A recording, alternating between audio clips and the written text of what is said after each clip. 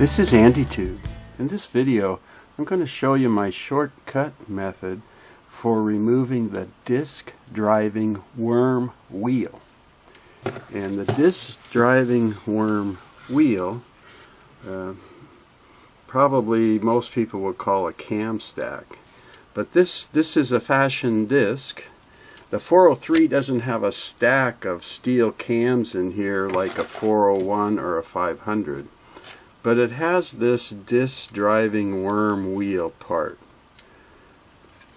And it's called that. Down here at the base of it is a gear wheel that I'll be showing you in a little bit. And it meshes with a worm wheel that is cut right into the main horizontal arm shaft. And when your motor turns that arm shaft, that worm wheel that's meshing with the gear wheel or wheel gear is what rotates this.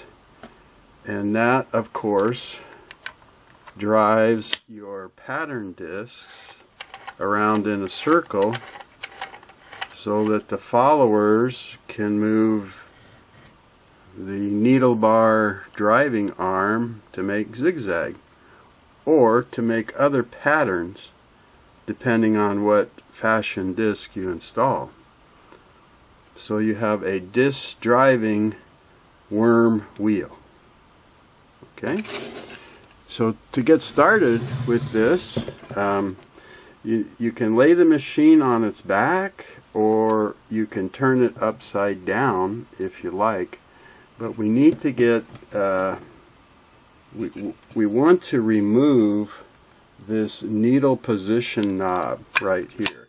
This is the one you push in and you move up to move the needle bar to the left, put it in the center, or push this down to make the needle bar move to the right. Okay, and we need to get this off. That's the first step. So by laying it on its back or turning it upside down, you'll see underneath here is one screw holding this knob to the selection lever.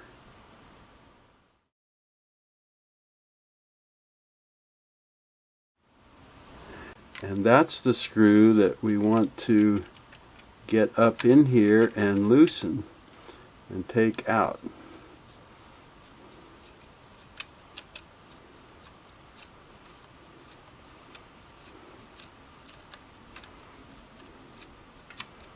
Looks like it might be ready to fall out of there now. There we go. So it's a small silver screw. And once you have that out, this knob will just slide right off. Just pull it off towards you. It'll come right off of the lever.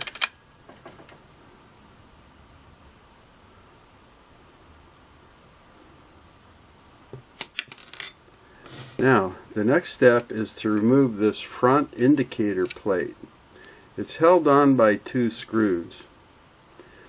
In my case, since I removed the wire clip for the lamp lead, the wires going to the light there, I just put the screw back in to show you where it was.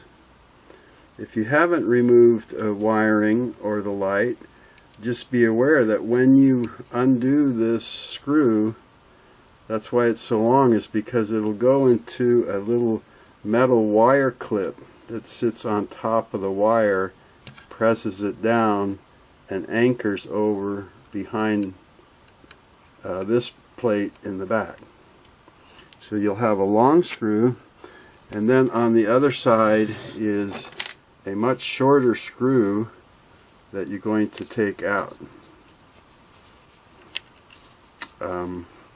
And I'll mention these screws are these little brown screws like the other indicator plates have, and they can be a little bit soft, so if they don't want to come right out, be sure you have a good screwdriver, or you can put a little penetrating oil on the back side of them there to try and loosen them up.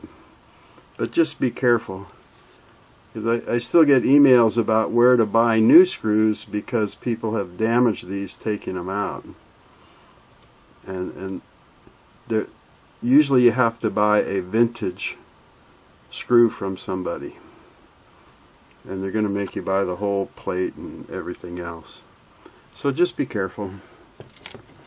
Now this can be a little bit stuck on here, so don't be surprised if it is. It's like brass in the back, and it gets this green sticky stuff, and it can kind of be stuck on it. So just gently wiggle it around. Usually this selection lever here is a little bit springy. You see that? So if you get it starting to come off, it might want to hang on this a little bit, but don't worry, you can just wiggle it right off and you'll be okay.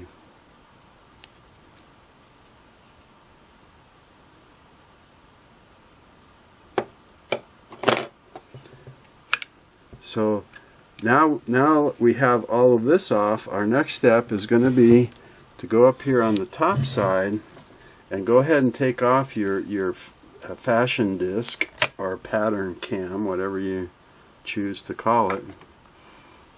And you see how this selection lever moves. It pushes back against the spring so you can slide it up and down.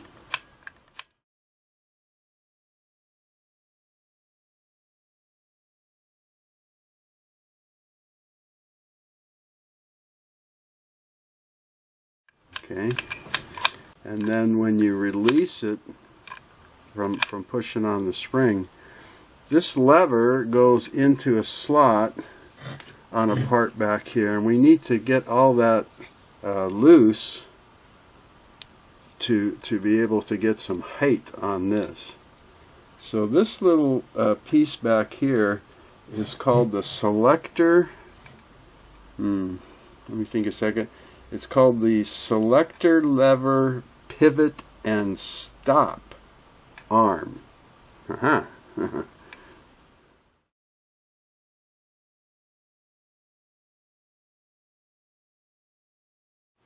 the way that we're going to remove that is there's one screw here on the side that we just loosen a couple of turns, and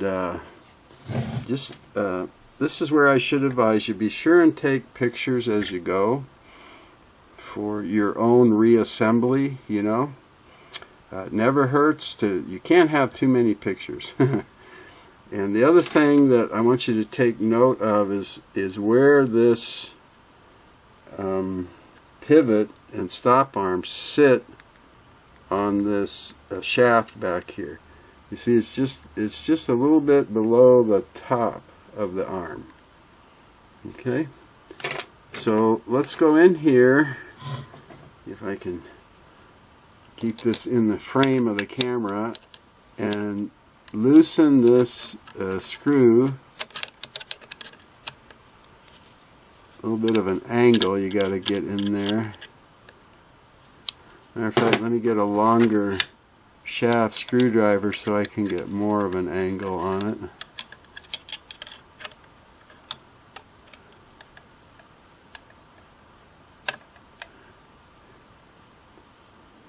So we'll give it a couple of 2 or 3 turns loose. You see it already loose here. And then we'll just pull this piece right up off of that shaft. Okay.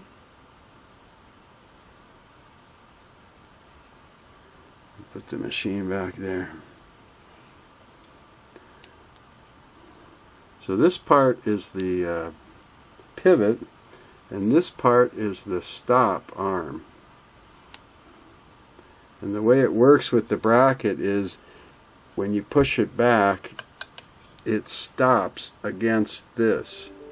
So you have far enough that you can move the lever up and down, but not so far that you push it out of the next piece, which I'll show you here.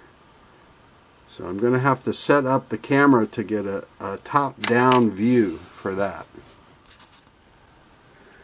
Okay, now this lever, you can see how it moves a part up and down here now. This part that it's connected to is called the rear follower. It has this little following arm that comes out.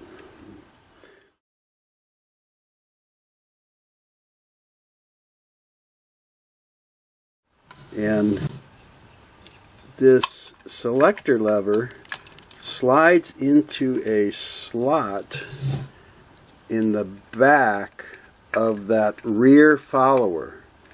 There's a cutout in it, and the lever goes around and fits into that slot, and that's what's lifting it and allows you to move that follower up and down. So we want to disengage the selector arm from the follower.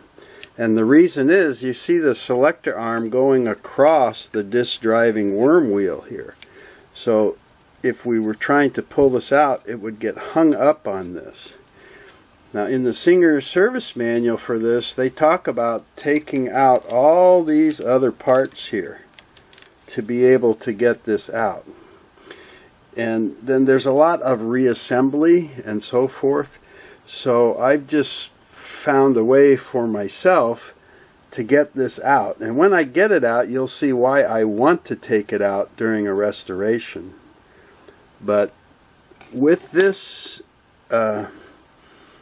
pivot piece and stop arm off the top, I can push the selector lever farther back into the machine than I could before, because that stop arm would stop it.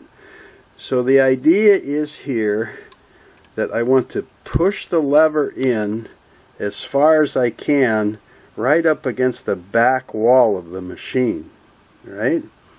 Because I'm trying to get this little cross arm out of the slot on the follower.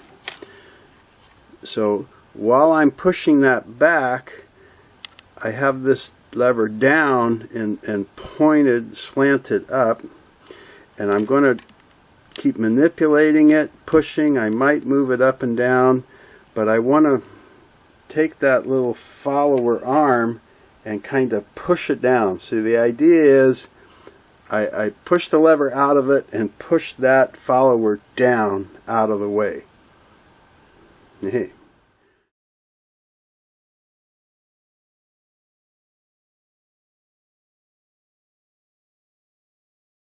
That's the idea anyway. So let's see if we can push this back, and there, it just did it. By moving this to the bottom and angling it up as high as it will go, I can push it farther back now enough and slip it out of the back of that rear follower. Okay? And the whole reason that I want to do that is because now I can move this follower, or the selector lever, over farther than I could before. Before it was about here, and now I can move it farther left away from this. The next step is to remove this screw stud on top of the disc driving worm wheel. And the screw stud holds the worm wheel in to an eccentric stud that's fastened into the bottom of the machine there. But it also holds this little fashion disc retention spring. So I want to come up here and I'm going to loosen this screw stud and take it out, being aware that the spring may come with it or may fall.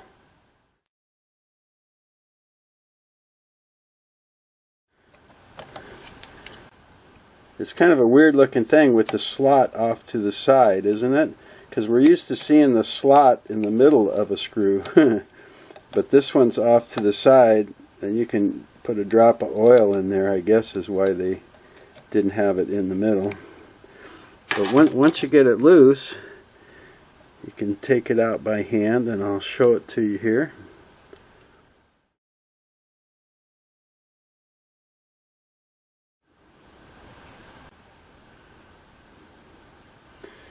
You can get a closer look at it here. Kind of grubby looking, right? Not too bad. Got some lint and stuff in there. The other piece,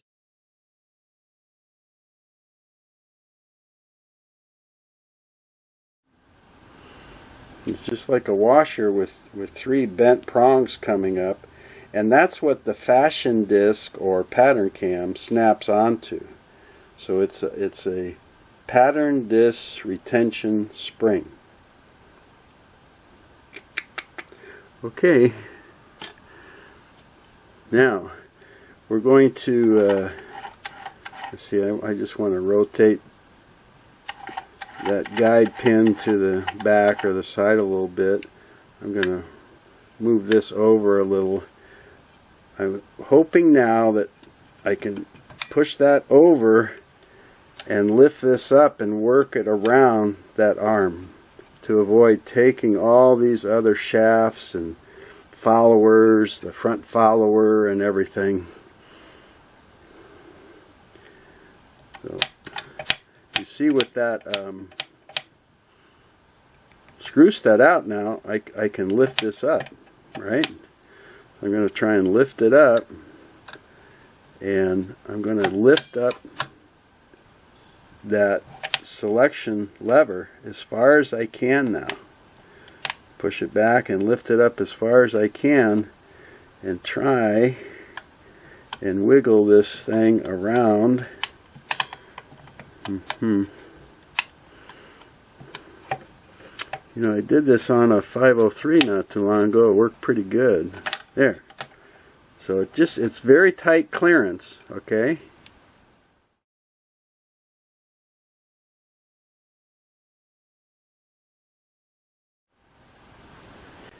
But let me turn this a little bit so you can see how I angled that up as far as possible and pushed it over. And there's a little arm sticking down the bottom, and that's where you have to get it off the side of the gear. Just barely you can do it. Once you get this up high enough, you can just barely tilt it and get it away from there and pull it out. So this is the disc driving worm gear. Worm wheel. And there's the wheel gear. And you see it's pretty mucky. I mean, at one time it had plenty of grease, right? But grease is all gummy and dirty now and everything. And that's what I want to try and clean that off so I can get better lubrication and smoother, quieter movement. Okay, now that I got it out, let's take a look down in here so I can show you where it came from. Maybe I can get some more light on here, or maybe not. Okay, let's try this now. The first thing you notice is this big silver ring here, and Singer's fancy name for that is bite amplitude selector. So we would call it the stitch width. Now a zigzag stitch Singer called Bight, B-I-G-H-T. And by moving this out of straight stitch and this way, it changes mechanisms that make the needle start zigzagging or making a vibrating stitch. And the farther to the right, the wider the stitch until we hit the limit. Okay? And as I said, all of this can be removed. And that is in the Singer service manual. And if you'd like to do all that, you're welcome to do it. Myself, I want to get this open to get it as clean as possible without needing to put all of these pieces back together and adjust them. They're working okay. I just want to get as much of the gunk and old grease and crud out. And I usually leave this out when I take the machine into the shower to wash the whole machine. But you can clean it in place with some brushes and rags and so forth. And you can put new grease down on the worm gear and on the wheel gear. And I fooled around before trying to video down inside here, and it didn't work out too good. So I'm going to show you a series of slides, pictures of the best I could take with my camera and the flash and all that kind of stuff to kind of give you a good look of what's in there in the area. So take a look at these slides.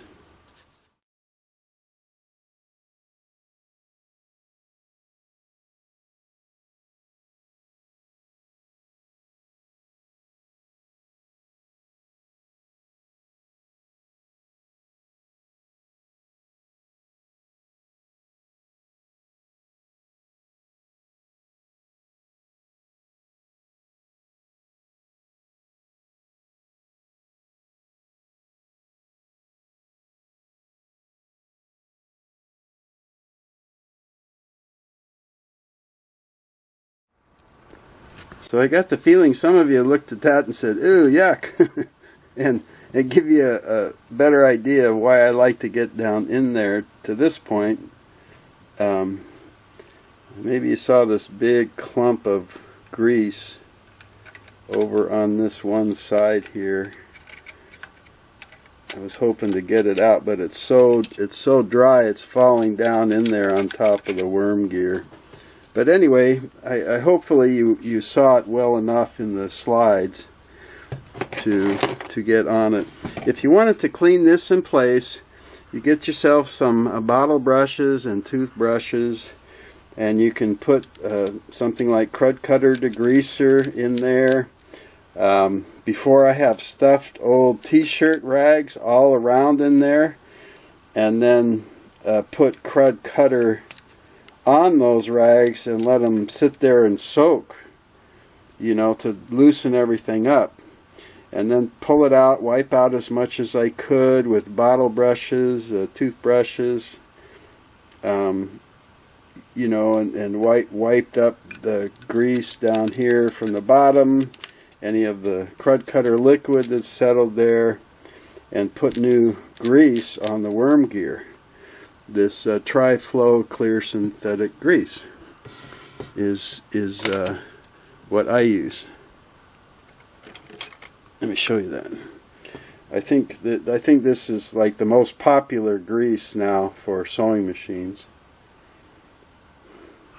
So, and of course, while I have this out, I can clean it with the crud cutter. I'll usually just let it soak in a solution of crud cutter, maybe 25% or so, and just let it soak in there to soften all this junk up. And then I'll take my brushes. I have some metal, let me grab one here. I have some wire detail brushes, they're called, inexpensive, $1 at the a store, and when all this stuff is soft, I can brush it all off and get it all out of there. I have also put this in my ultrasonic cleaner and ran that for 2 or 3 10-minute periods checking on it, and then I usually still have to brush a couple of spots on it because it just gets so hard, these old ones, that they get stuck in certain places. Yeah. So once I get it clean, and when I'm putting it back together, I'll take that synthetic grease and squirt some on here and rub it around with my finger, or I have what I call my grease brush. It's in a little cheap acrylic paint brush, and I'll brush a very good layer of grease all the way around this while it's out of the machine, just like I brushed down on the worm gear. Okay. But either way, whatever you want to do with it, I'm going to show you how to slip it back in there now. And there's 2 little kind of tricky parts about putting this back in. One is getting the wheel gear under that little post that sticks down on the selection lever, and then getting the back of that selection lever to slip into the slot on the rear follower. But if I can do it, you can do it. I'm going to pull this up and to the left to get as much clearance of that little arm under here as I can, and then I'm going to kind of try and get that edge under, because you have to get this eccentric shaft up in that center hole. So you got a little room to play with it here, but eventually it has to be lined up perfectly for the shaft to go into that center hole down there. And you don't really have to like force anything or bend the selector bracket. You just got to kind of twist and wiggle it, and then it'll get on there. See, that wasn't so bad at all, was it? Now when it's on here, you want to make sure it goes all the way down, that you don't have one of these teeth of the gear sitting on top of the worm gear. So if you need to turn your hand wheel and wiggle this to mesh them, there. See? Just make sure it's all the way down, right? And the nice thing, because you haven't removed any of these eccentric shafts, you don't have to try and line them all back up and reset the height or anything else, because you didn't disturb any of that. Okay, then I'm going to put my pattern disc retention spring on there and set the screw stud on top of it, and I'll hand twist it in. Now the next thing I need to do is get this back arm of the selector shaft, right, into the back slot of the follower. Oh, look, I wonder if that, let me try and zoom in a little bit.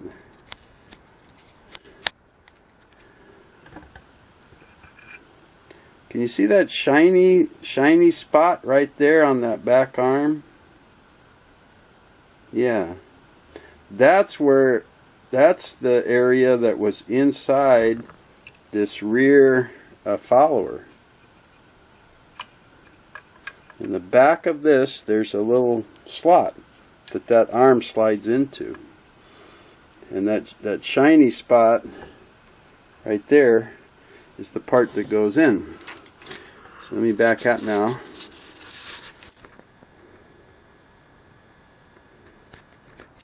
So this is going to be similar to where you kind of wiggled and jostled this around to get it down. It's going to be the same thing. You're going to manipulate the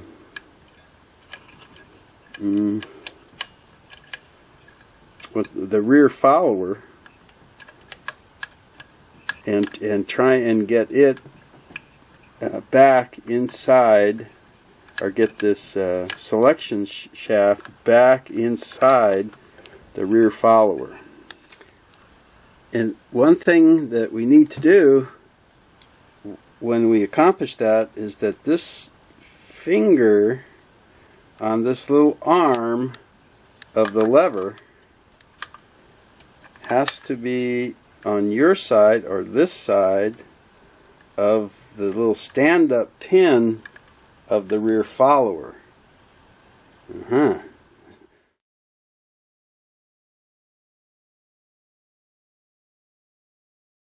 Okay, because I mentioned that because a couple of times I managed to get this in somehow, and it was the little finger here was behind the rear follower, and of course nothing worked at all.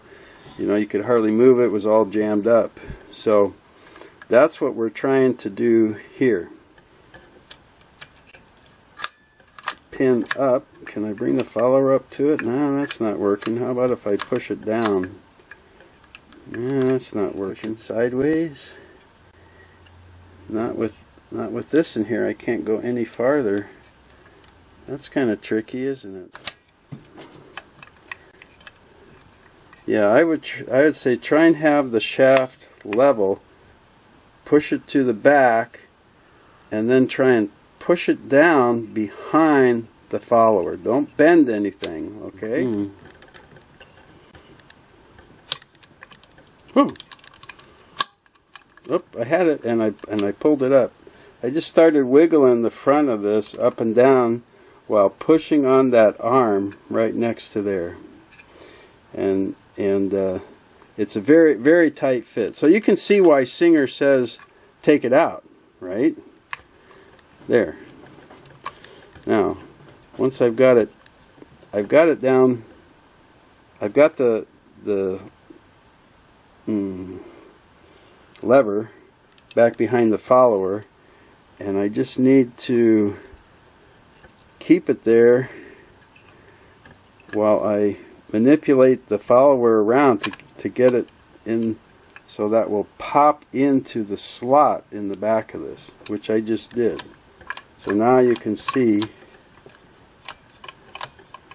that my arm of the lever is into the slot and up against the shaft there.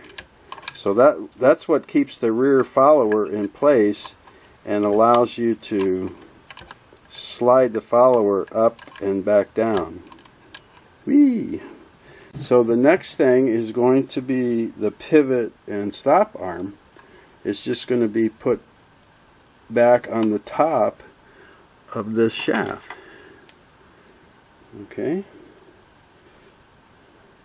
and it goes just like that, and this stop arm will fit into a slot right next to the spring on the selection lever.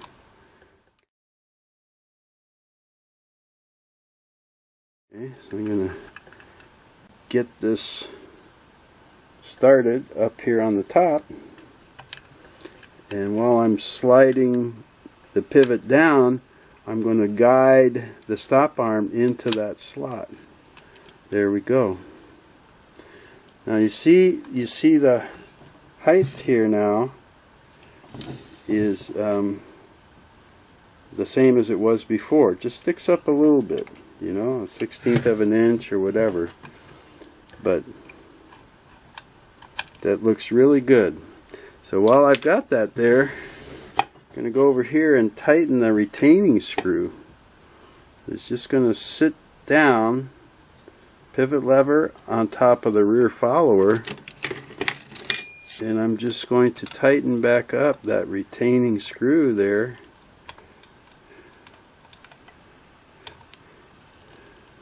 Okay. Whee! So, let's see how we do. I've got this all the way down. Let me push it in and see the stop arm of that is in there now, so I can't push the lever back as far, so I don't have to worry about it coming out of the rear follower. See? And the spring will bring it back.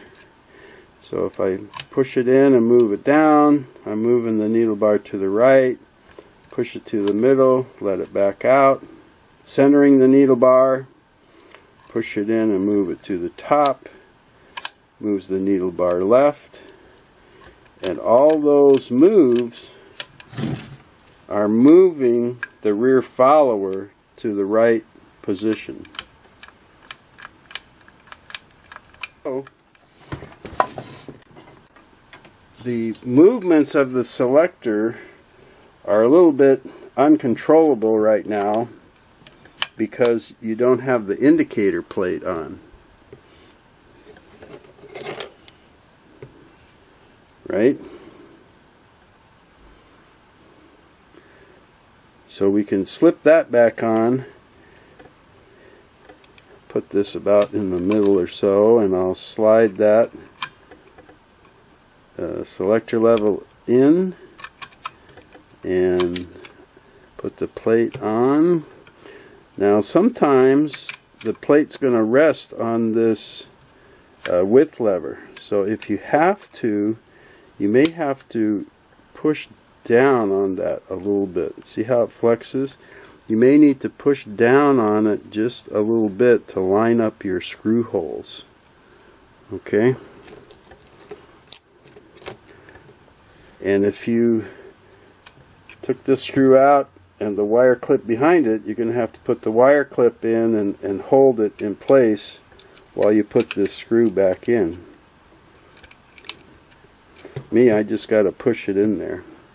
I'm just going to leave it at this for a moment. Make sure that everything here is working properly. It is. Okay. And my disc driving worm wheel turns nicely. Let me get my fashion disc back onto the retaining spring.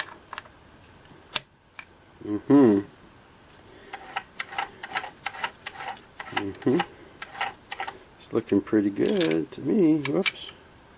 My plate's not staying in since I only had the one screw, right?